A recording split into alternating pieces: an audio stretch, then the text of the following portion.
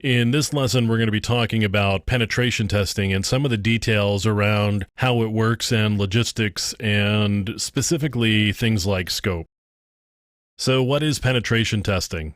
Well, not surprisingly, it's testing to see if you can penetrate something, which means you're going to check to see whether you can break into a particular thing, whether it's a server or an application. Depending on the type of engagement you've got, you may have the ability to try to break in physically to a location.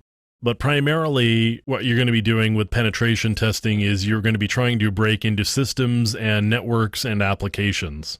That's kind of what it's all about. This may actually involve social engineering attacks, so it may require you to make a phone call to somebody and get them to give you their username and password, or some other type of social engineering attack where maybe you send a URL via a crafted email. Sometimes it's just strictly a technical approach where you're running scans and you're running Metasploit and you're gaining access that way, or maybe some other type of technical application sort of connection. Sometimes it's physical access that you need. So in order to get access to a particular system, if you can get physical access, then maybe you can get in. So what are the goals of penetration testing?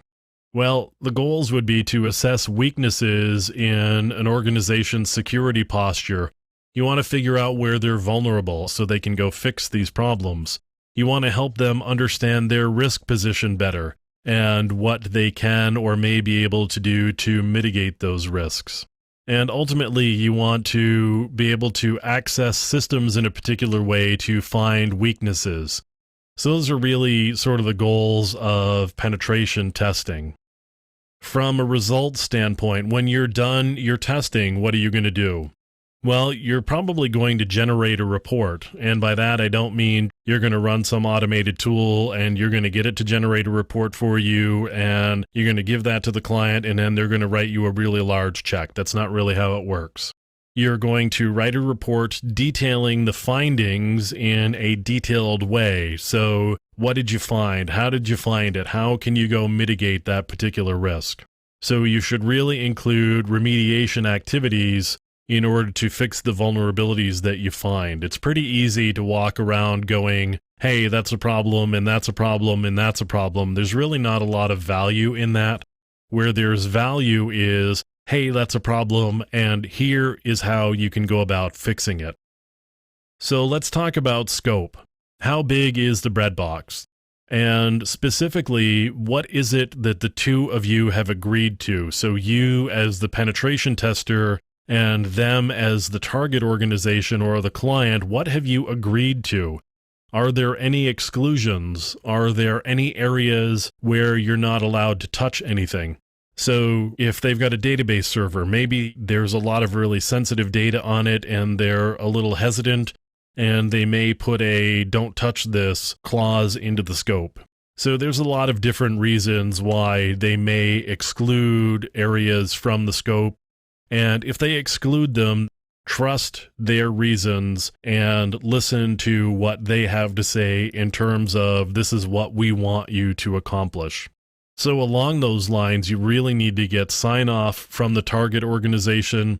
We've talked about this before. This is certainly all about ethics and trust, and it's also about legality, because if you do something that you don't have permission to do, you could be prosecuted for that.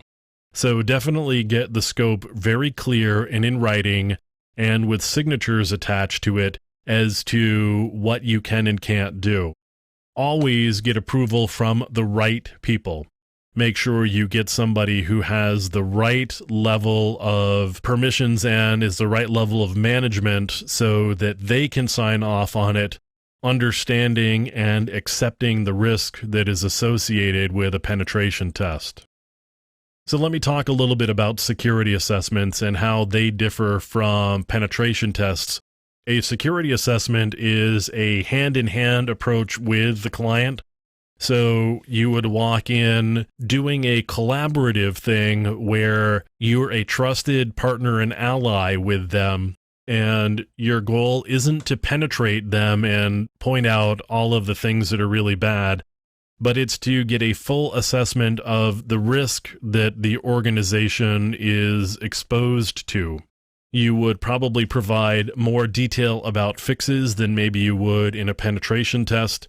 What we're going to do is we're going to walk in and make sure that the policies and procedures they have in place are really what they need for the organization and the risk appetite that they've got.